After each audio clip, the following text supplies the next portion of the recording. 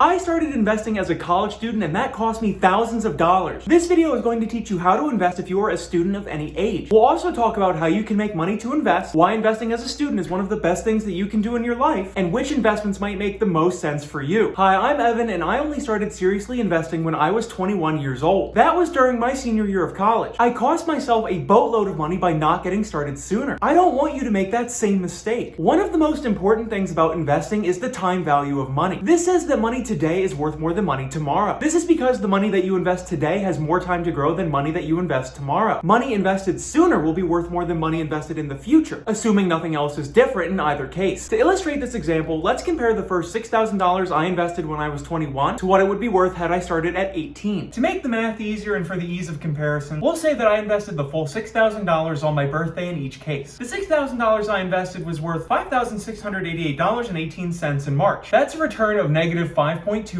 Investing $6,000 on my 18th birthday would be worth $9,354.84 on the same date. That's a return of about 56% and a difference of about 51% between then and now. This comparison ignores two things. First, the year that I started investing just happens to be one in which the market is trending downwards. Second, I didn't have $6,000 when I was 18. But this example does illustrate the general concept. It's important to invest as much as you can as soon as possible. To see why, let's look at the future value equation. Don't worry, we're not doing much math. It says that the future value of money is dependent on three things: time, money as seen by the present value, and the rate of return. The rate of return is generally something that we cannot control, especially not in the stock market, but we can control how long we are invested and then how much we choose to invest. Let's look at the simple example of investing $100 today versus a year from now. We'll use an 8% rate of return since that's the historical average of investing in the stock market. After a year, you'll have $108 invested. After 2 years, you'll have $116.64 thanks to the beauty of compound interest. This means that you earn more money over time from the growth of your investments. Eventually, this leads to exponential growth in your money. In this case, the difference of waiting a year to invest is $8.64. Now, obviously, that doesn't seem like a lot, but that's just in the short term. Let's look at the long term. Say you invest $6,000 when you're 18 versus somebody who invests the same amount when they're 23. This is just a 5-year difference. When you're both 70 and retired, you'll have over $328,000. The other person will have about $223,000. That comes out to about a $105,000 difference over just starting 5 years sooner. This example also assumes that you both only invest $6,000 once. Changing the example so that you're investing $6,000 a year at 8% shows that you'll have over $4 million